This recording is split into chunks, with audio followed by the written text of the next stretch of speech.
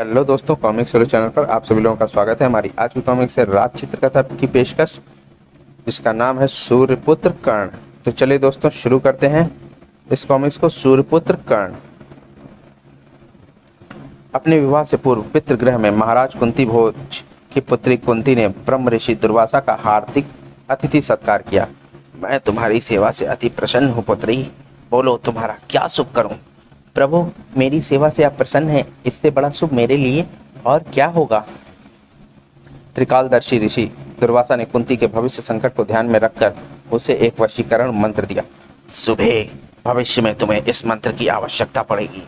तुम इस मंत्र द्वारा जिस जिस देवता का आवाहन करोगी, उसके द्वारा उसके गुणों के अनुरूप तुम्हें एक पुत्र प्राप्त होगा।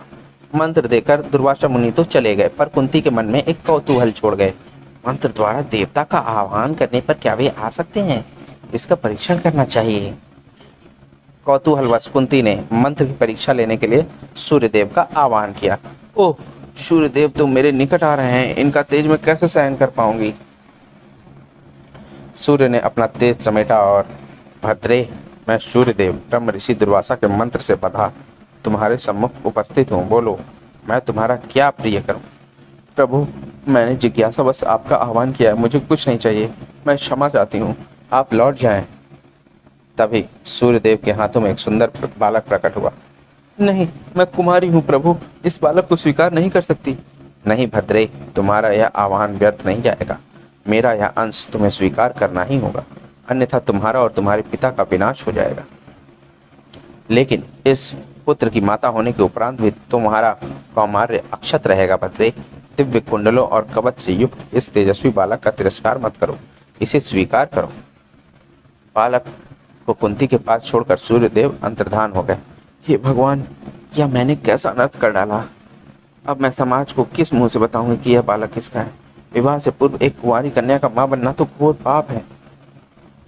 लोक लाज के डर से कुंती ने बालक को अपनी धाय की मदद से मंजूषा में रखकर नदी में बहा दिया। मुझे क्षमा करना पुत्र, परमात्मा माँ तेरी रक्षा करेगा मेरे बच्चे। बालक बहता हुआ चंपा नगरी के निकट पहुंचा। वहां हस्तिनापुर राज्य के सारथी अधिरथ ने कौतूहलवश मंजूषा को पकड़ा। आहा, कितना सुंदर बालक है, पता नहीं किस निष्ठुर माँ ने इसे पानी में बहा दिया। अधिरथ की पत्नी राधा बालक को देखकर फूली न समाई। स्वामी, इसके शरीर पर जन्म से ही ये विचित्र कवच कुंडल है, मैं इसे पालूंगी और इसका नाम वसुसेन रखूंगी। वसुसेन धीरे धीरे बड़ा होने लगा और कानों में कुंडल होने के कारण उसका नाम कर्ण पड़ गया। कर्ण, संभाल इसे। उधर कुंती का विवाह हस्तिनापुर के महाराज धृतराष्ट्र के छोटे भाई पांडु से संपन्न हुआ। पांडु की दूसरी पत्नी का नाम माद्री था। एक दिन, प्रिय, मैं मुनि के शाप से मैं संतान उत्पन्न करने में असमर्थ हूँ। स्वामी, दुर्वासा मुनि के वरदान से मैं मंत्र द्वारा देवताओं का आह्वान करके संतान प्राप्त कर सकती हूँ। स्वामी की आज्ञा से कुंती ने धर्मराज से युधिष्ठिर, पवन देव से भीम, देवराज इंद्र से अर्जुन और माद्री ने अश्विनी कुमारों से नकुल, सहदेव पुत्रों को प्राप्त किया। पांडु के बड़े भाई धृतराष्ट्र नेत्रहीन थे।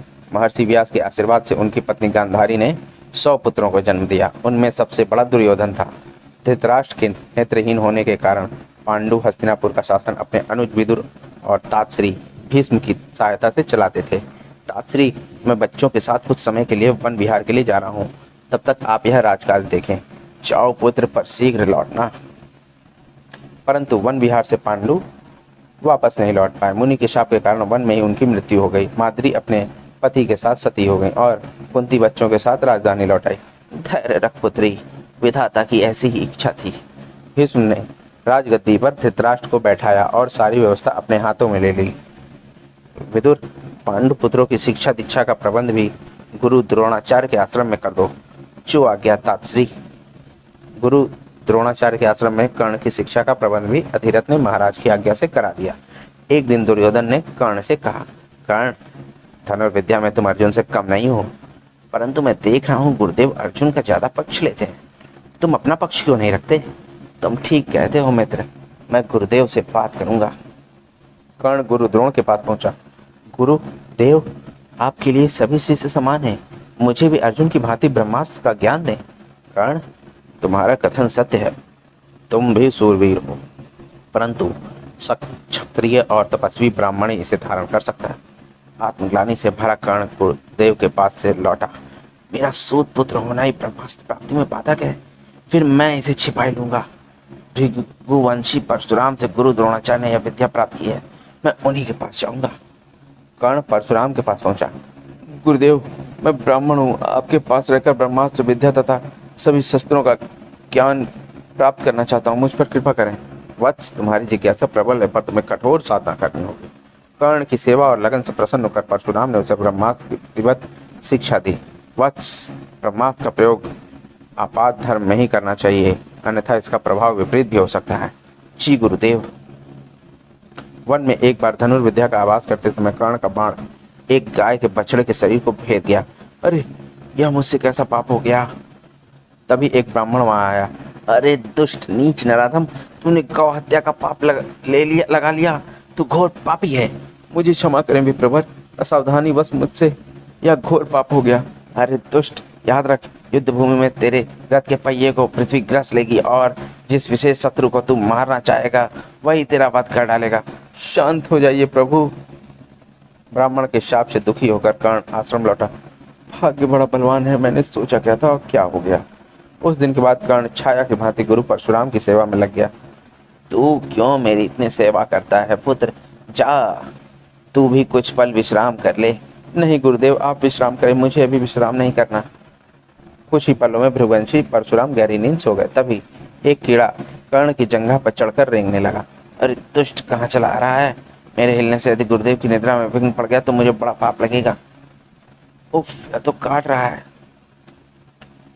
कीड़ा कर्ण की जंघा पर काटता रहा, लेकिन कर्ण दम साधे बैठा रहा। शीघ्र ही घाव से रक्त की धार बहकर परशुराम के कंधे पर पड़ी और वे एकाएक उठ बैठे।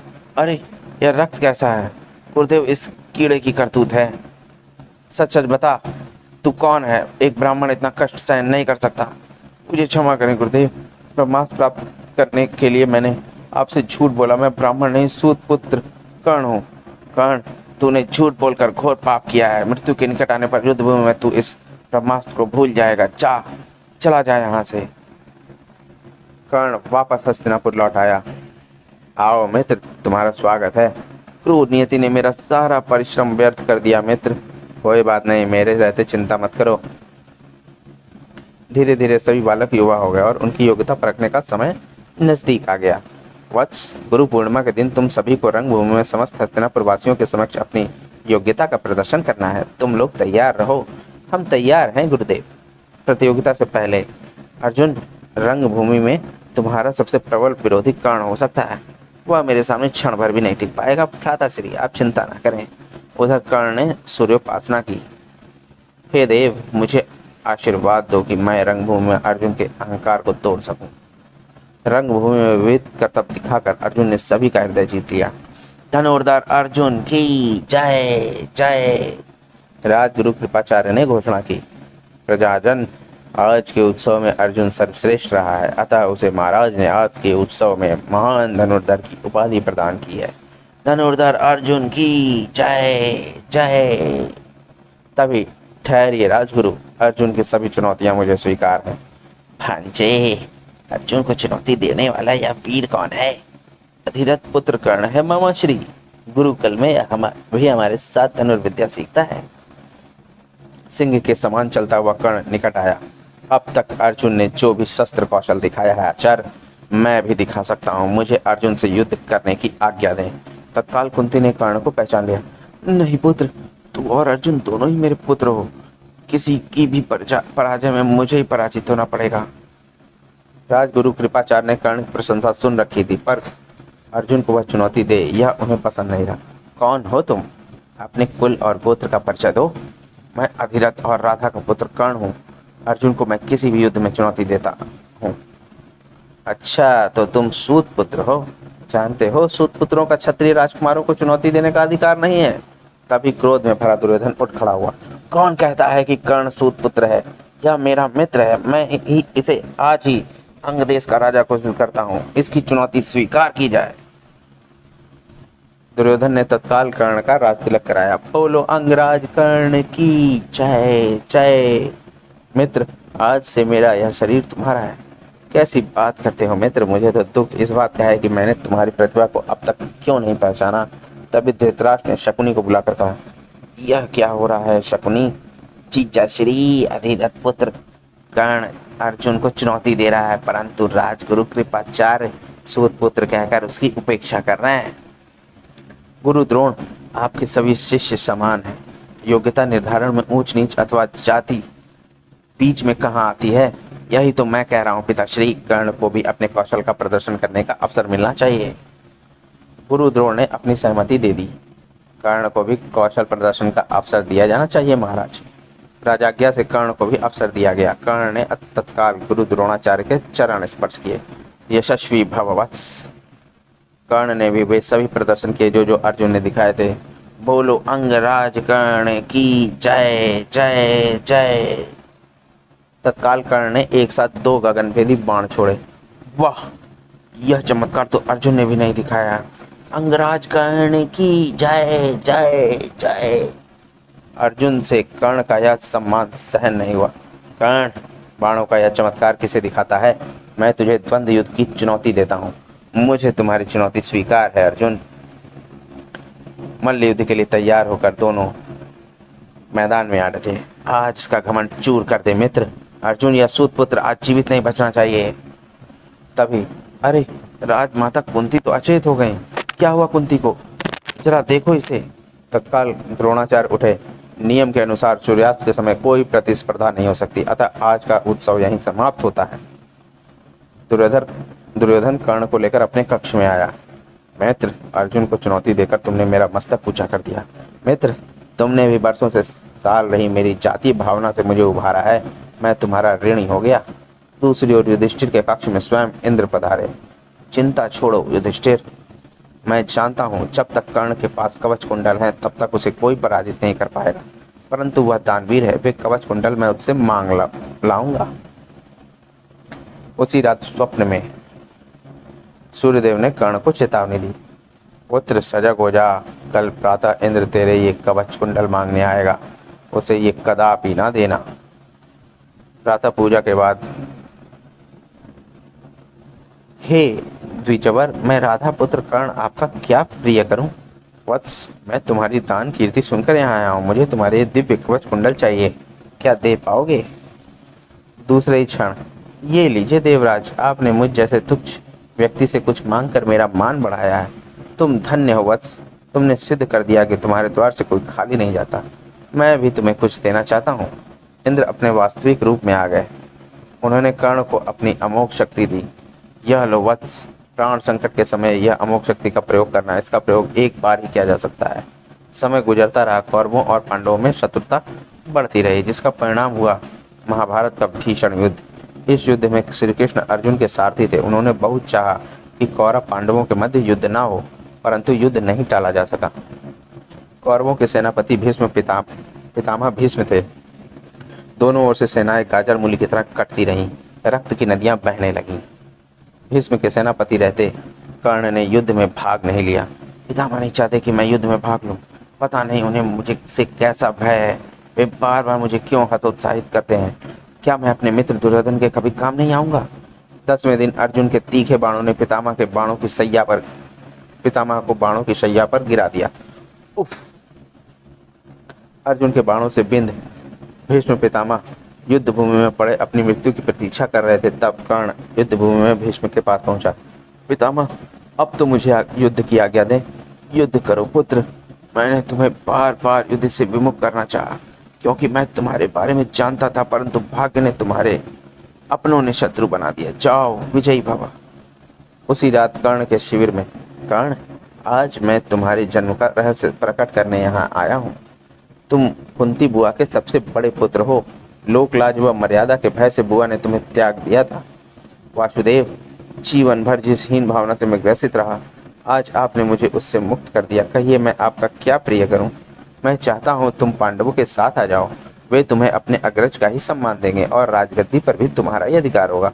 वासुदेव, मेरे प्रति आपका यह स्नेह मेरा सौभाग्य है, पर मैं मित्र दुर्योधन का साथ नहीं छोड़ सकता।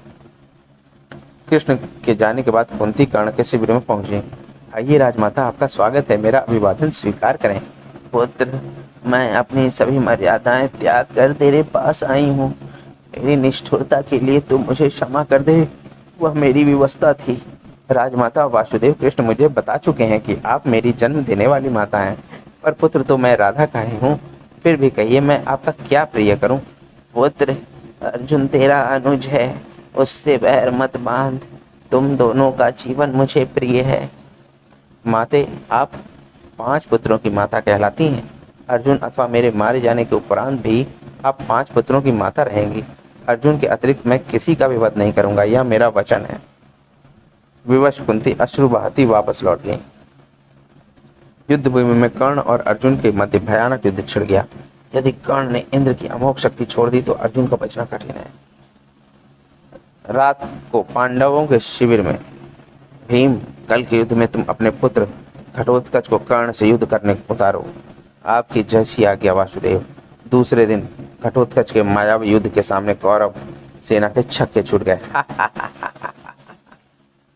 दुर्योधन अपना रथ दौड़ाते हुए कर्ण के पास आया। कर्ण, इस राक्षस को खत्म कर, वरन्यथा भारी विनाश करेगा यह। बिना सोचे विचारे कर्ण ने शीघ्रता में इंद्र की अमोघ शक्ति घटोत्कच पर फेंकी। देखता हूं तो अमोघ शक्ति से कैसे बचेगा।